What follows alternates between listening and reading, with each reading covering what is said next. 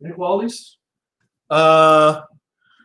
Remember the rule that if you add, subtract, or multiply or divide by a positive number, add or subtract any number, you don't have to flip the direction of the inequality.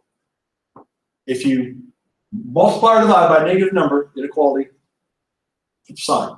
If you invert both sides, the inequality flips. Now, if you have trouble remembering this, you can do your own little experiment. Because if I have 3 is less than 5, I invert both sides, 1 over 3, 1 over 5. Which one's bigger? A third. So you see the sign flips. If you have trouble remembering one of those properties, put in concrete numbers, put in actual numbers, and do whatever it is you're thinking about doing, and you'll see. You'll see if you don't remember those properties, right? Applications of inequalities. Here we go. Command Tech. Command Tech builds satellite dishes at cost of $54 in materials and labor in each. It invests $4,200. Whoa. You know what? I don't like something. Hang on. No, we're cool. We're cool.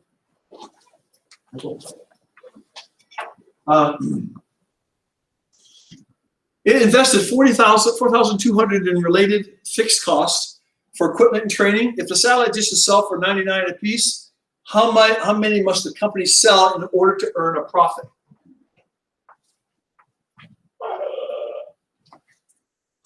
Now, like I said, if you understood that the first time through, you are a person with exceptional reading comprehension.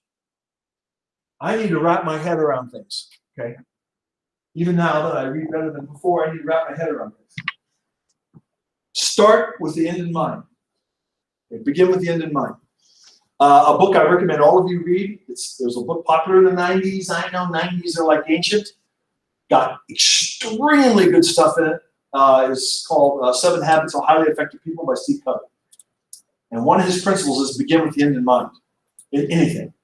So the end in mind says how many they have to sell to produce a profit. So what is profit? Profit is total revenue minus total expenses. Okay? So total revenue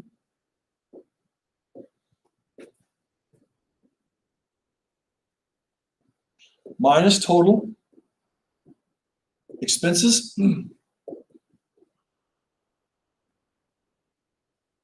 equals profit. And when they say a profit, they mean positive profit. That's how that term is used. Yeah, we got a profit, all right, plus 420. I love government agencies. Anyway, so what is the revenue here? Well, to even talk about revenue, we need to have a variable, right? So I'm going to move that over. Move this over. And we're going to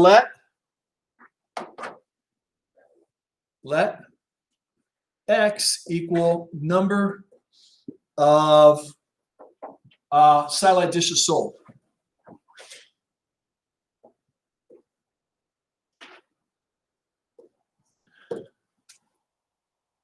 Now, why am I starting here? I'm starting here because that is where the question goes. How many must it sell? That's a clue that you're solving for some kind of X, right? To earn a profit. Well, I need a formula for profit.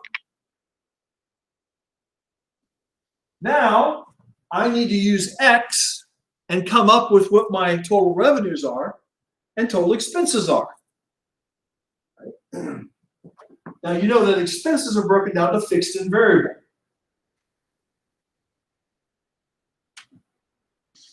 So total revenue is going to be what? They sell for $99 a piece.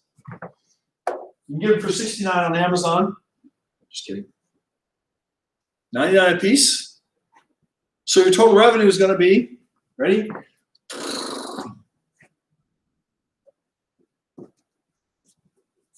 $99X. That's how much money you're going to bring in. How much money are you going to spend? Well, this up here is fixed cost plus variable. Right?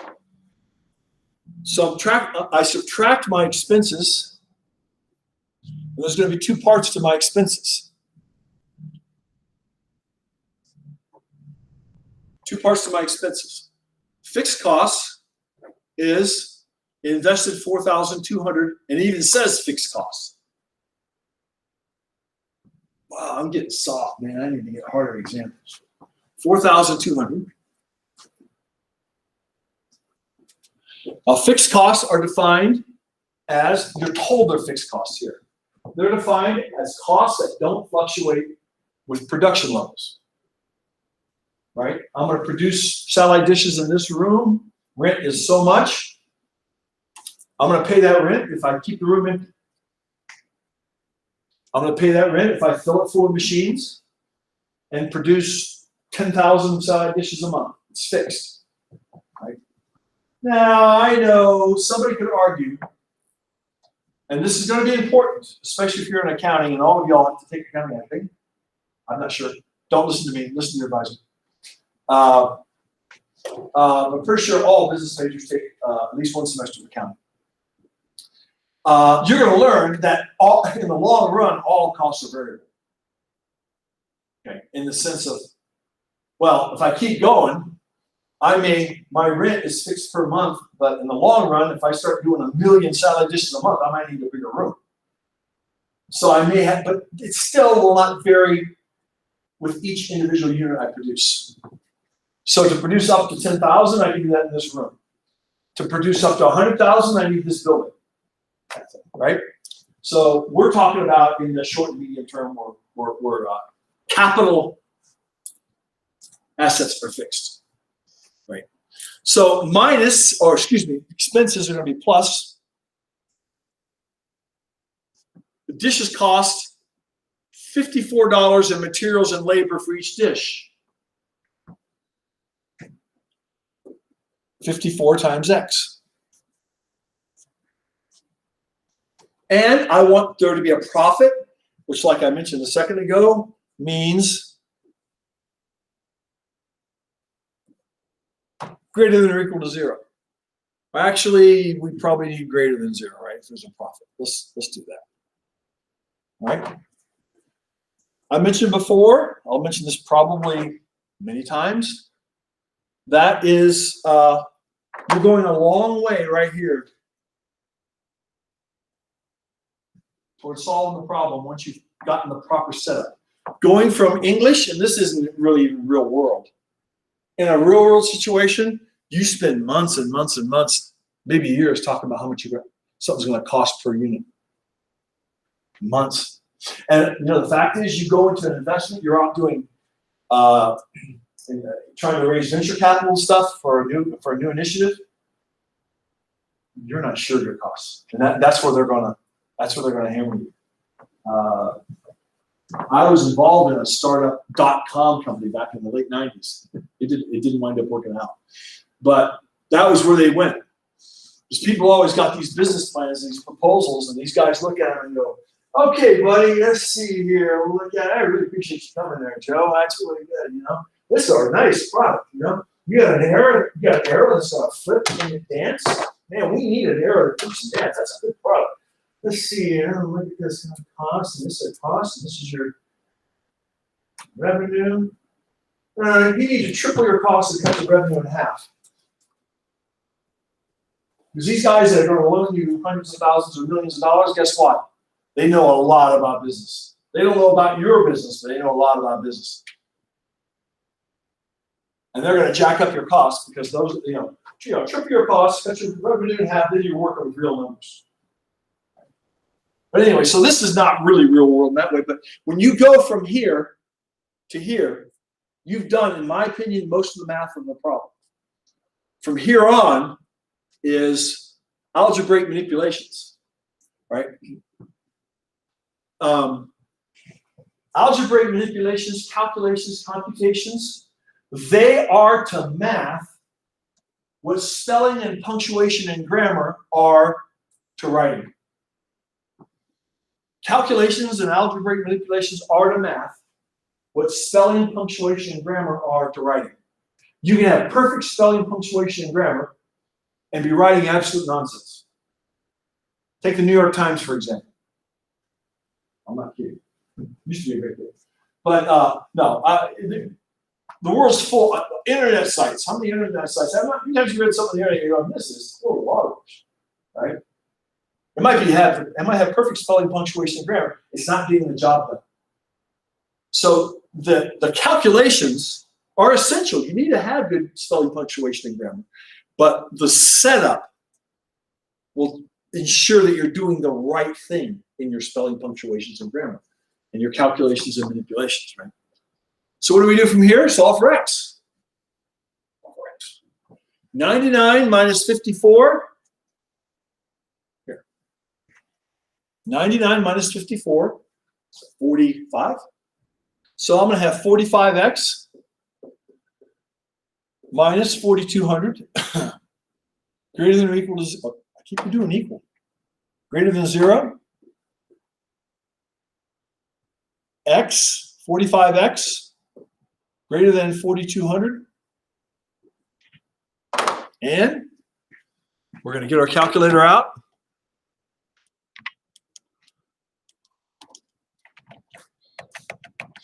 By the way, have I mentioned that you should have a calculator on screen? If you haven't got a calculator on by now, have I mentioned that yet? I just want to make sure. I'm old. I forget things, right? Let's go up here. Clear that. Actually, we don't need to clear that at all. Actually, we can just go right here. Clear that. We need to have 4,200 divided by 45.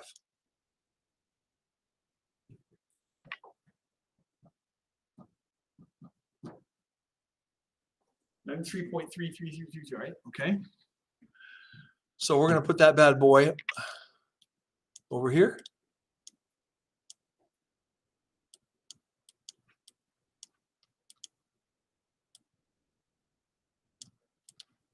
Right there. And so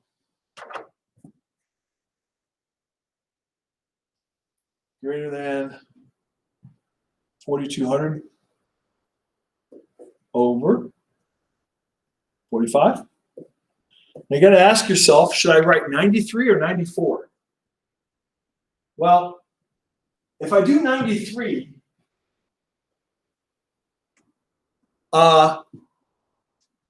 it won't be positive. I won't quite be positive. But I want something greater than 93. So you're cool with this. X greater than 93, or if you want to, x greater than or equal to 94. Either one. Either one. Okay. And all right. Basic setup, you should know these basic terms, variable cost, fixed cost. There's going to be a lot more as we go on in the semester.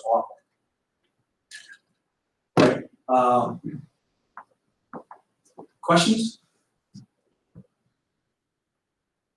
Homework. Now, again, I'm putting this here. We're going to keep doing section 1.3, right?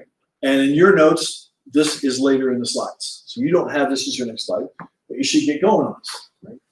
You got homework due today, homework due Monday, right? This will be probably next Friday or something, okay? I don't know exactly. All right? Yeah, again, we're not talking about a lot of problems. 1, 3, and 5, as well as problem 13. So I added in 13. So it's 4 problems. That is not a lot of homework, ladies and gentlemen. But this is the part where people will mess up. Be able to do them all. Okay. So what you do, you don't go out and practice what you know you know. Be sure you know it. Do some. But go out and practice ones that are going to challenge you. Right? Right? You know what they say about the amateurs and professionals, right? Amateurs practice until what? They practice until they get it right. The professionals practice until they can't get it wrong.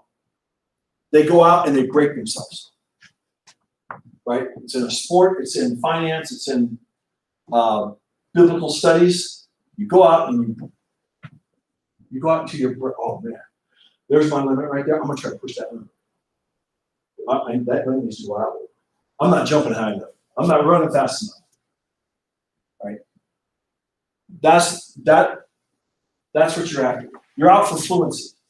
So do the problems until you're fluent at them. Right? And you're not like, oh, where do I start here? You have to think about all of them. I have to think about it. Doug's Ditches can rent a Ditch Witch trencher for $175 a day plus $35 in daily operating costs. Now, let me just tell you, even little old York is full of small-time contractors who have these decisions to make. They don't own all the equipment they need.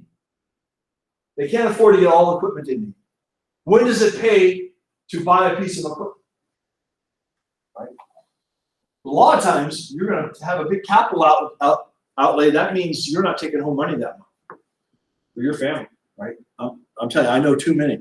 So Doug's Ditches can rent a Ditch Witch for $175 a day plus $35 in daily operating costs. It can purchase the Ditch Witch for $3,700, but it incurs $55 a day in daily operating costs. That's frequently the case. When you rent something, a lot of the daily operating cost falls on the owner. Right? When you rent a house, right? When you rent a house, we own a rental house in York. Guess what? The AC breaks. He says, no, I think I'm going to go out and buy a compressor myself. No, he says, all right, where are you? Get your tail over here. It's hot.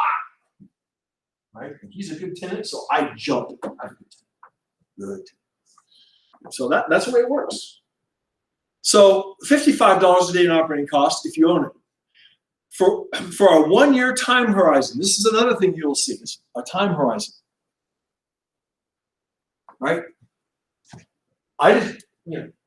Making a decision that's going to be still the right decision 10 years from now, you just don't have enough information. You're not that good. But I know one thing, I need a Ditch Witch quite a bit, if even for a year, right? So you pick a year, 2 year time horizon, and you operate within that window, right? What is the fewest number of days the company can use the Ditch Witch and still justify continuing to rent it rather than buying it? Yeah. Well, begin with the end. Begin with what you're being asked, right? Begin with what you're being asked. And always answer what you're asked. Right? That is a big test-taking mistake, especially in free response questions like this. Right? You notice these aren't multiple choice. In free response, you gotta know. It'd be a lot easier to give multiple choice. The publisher comes with slides and everything. They're right out of the book. The publisher slides are identical to the examples in the book. Identical. Right? I don't use publisher slides in any of my classes, but I hope that provides a better education as well. Anyway, what are we doing? It's asking for the number of days. The number of days. What's the fewest number of days? Guess what you probably, not in every case, but probably should let X equal. Let X equal the number of days of use in a year. Okay? That's a start, right? Then you want to know what's the fewest number of days the company can use a ditch witch and still justify continuing to rent? So we're going to look for a 1-year horizon. For 1 year, the cost we need. For 1 year, we need the X such that the cost to rent is less than the cost to buy.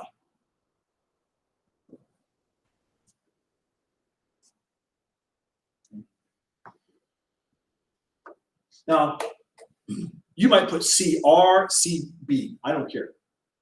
That you won't be graded on. But it's good to write in some kind of pseudo-English that you understand, you remember. Because some of you, when you start to slop everything in symbols, you may not be a good symbolic processor. Right? And if you are, by all means, some of you are. Some of you are good symbolic thinkers and learners. Well, let's see here. The cost to rent is what?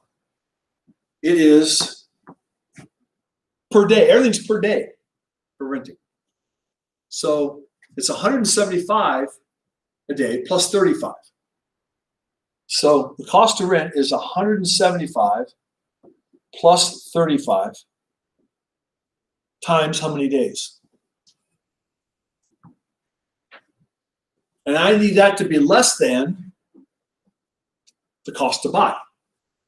What is the cost to buy? 3,700 is the machine, right? Plus 55 a day.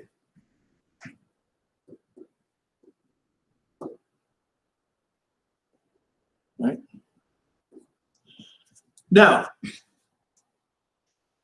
goodness, why would anybody ever buy? I'll tell you why. Because this is for how many days? Every single day you rent that thing, you have what's that, 210? Now you sink your 3,700 in here, but after that, your daily costs are 55. So here you have no real fixed cost, right? It's like renting a house. You don't have the fixed cost of renting a house. The owner of the house has that, right? The landlord buys the house, puts it in livable condition.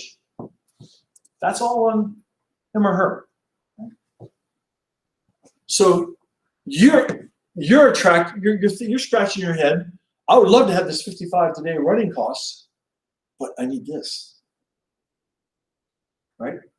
Another thing too is the longer you go out, the more days you're going to have. So if you go out 2 years, buying is going to look better. Buying is going to look better and better the longer you go out, right? But just for the 1 year window, we have this: 210 X less than 3,700 plus 55 X.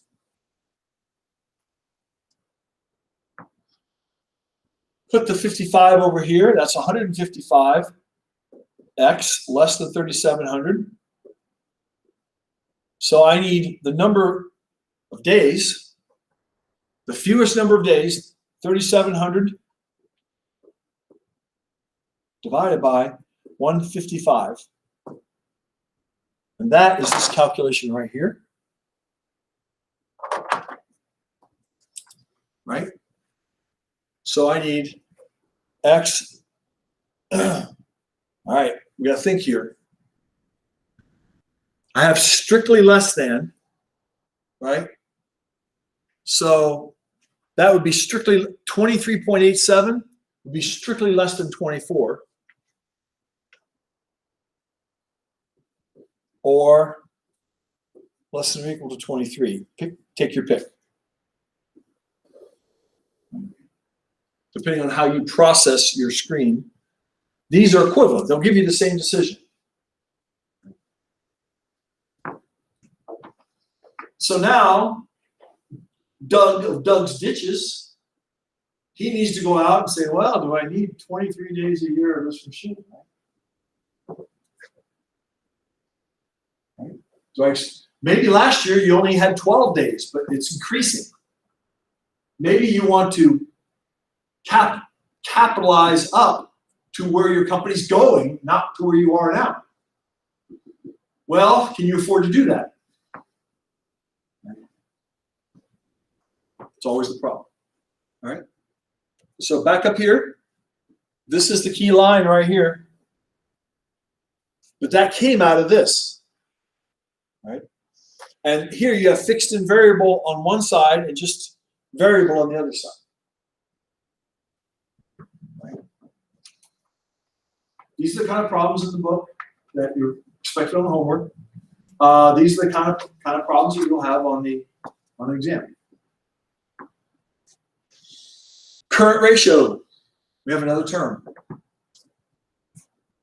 is the ratio of a company's current assets, cash, inventory, accounts receivable, brand value. You think about that, brand value, right? Why did people buy Twitter stock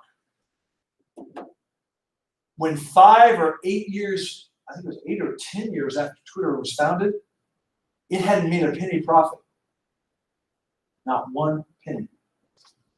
And the stock was selling for like 100 or 200, whatever it was a share. Why? Brand value. They had loads of users. Loads of users. Kind of tapering off now. Kind of tapering off, but that's the nature of the beast in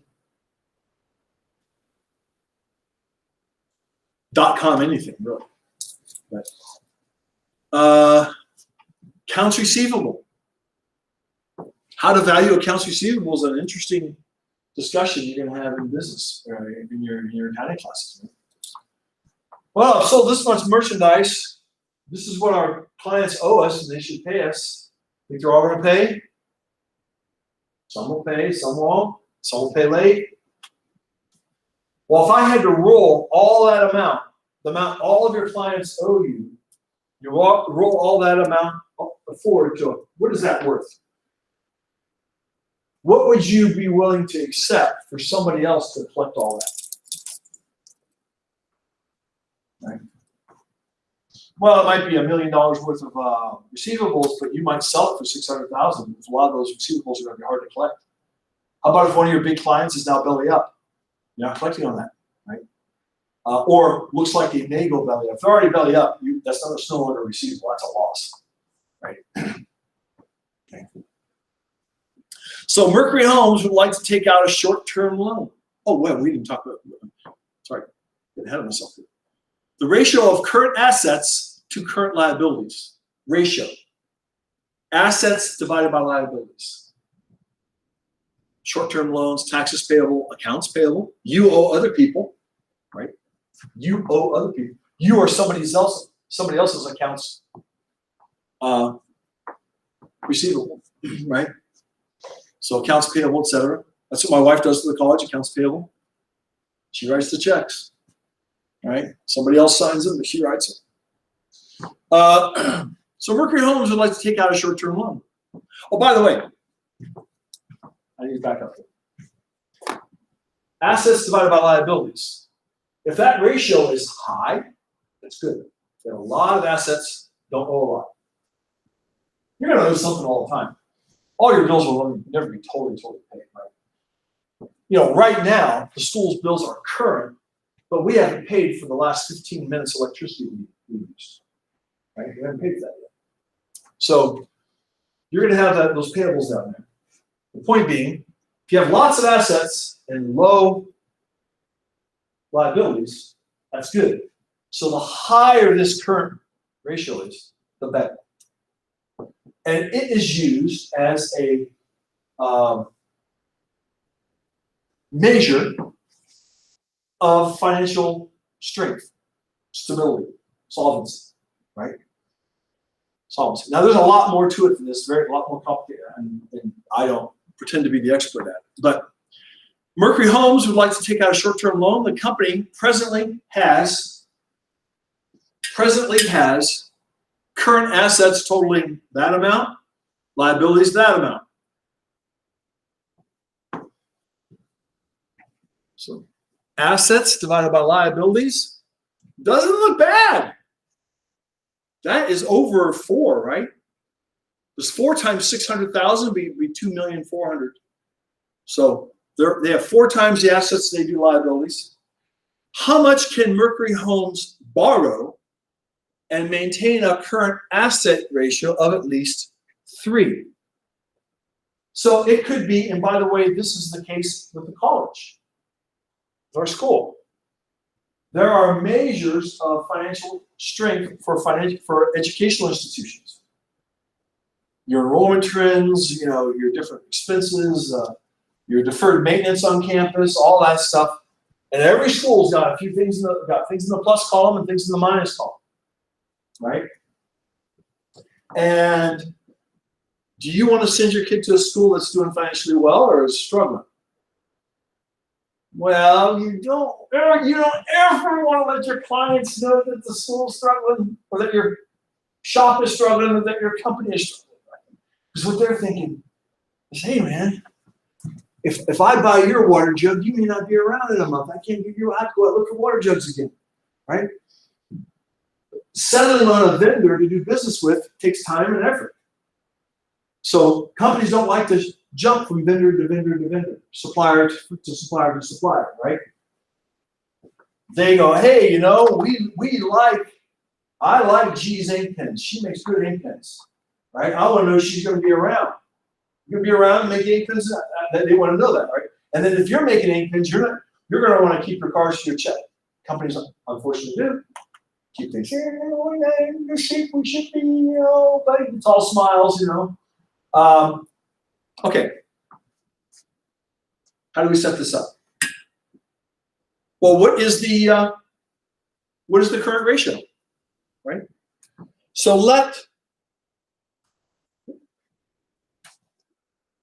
what's it asking for? It's asking for the amount of the loan. So what do we let X be? The amount of the loan, right? That's what it's asking for. How much can Mercury Homes borrow? Let X equal amount of loan, right? That's what you're after. So if you borrow X dollars, what does your current ratio look like? So current ratio, we're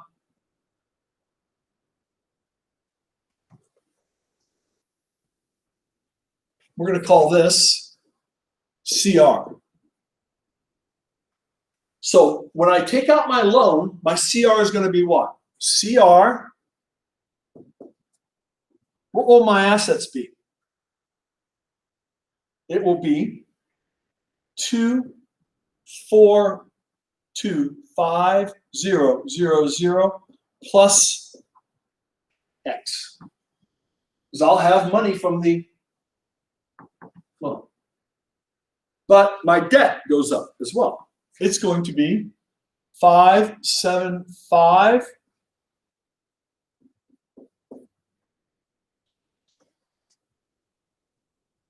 and I want to keep that. It says at least 3. At least is greater than or equal to. Get those right. At most 3 would be less than or equal to. Over 3 is strictly greater than. Now, don't take ordinary English. Because we'll say, are you 18? Yeah. We gotta go out and rent a car. Who's 26? I think you have to be 26 to rent a car. Or you have to pay this really big premium. So don't use everyday English. I'm 6 foot. That means I'm 6 foot and a little bit. Or if I'm a guy, I'm probably 5'10" and a little bit. Saying I'm 6 foot. Right? whatever. Okay. So I want this to be at least 3. So I'm solving this inequality for x. Right? So what's that going to be?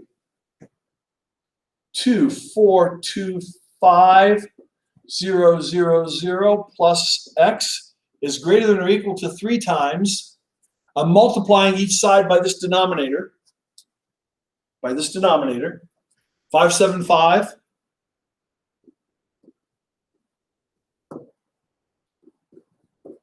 Right.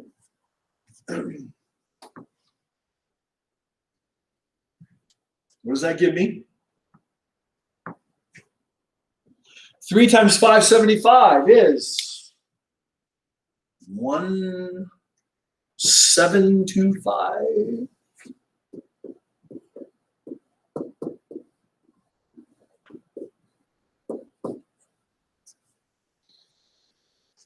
Right.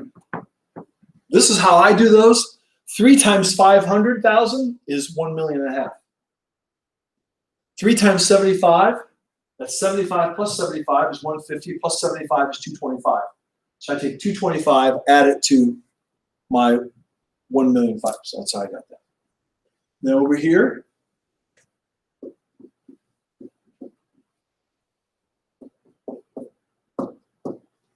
now, I like my x's on the left and everything else on the right. So I'm going to put all my x's on the left here. This is not an x. Doesn't have an x in it. Goes over there as a negative. So it's going to be greater than or equal to minus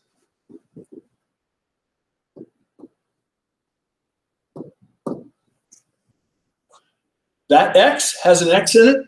It stays right here. 1725000 does not have an x in it. It stays on the right.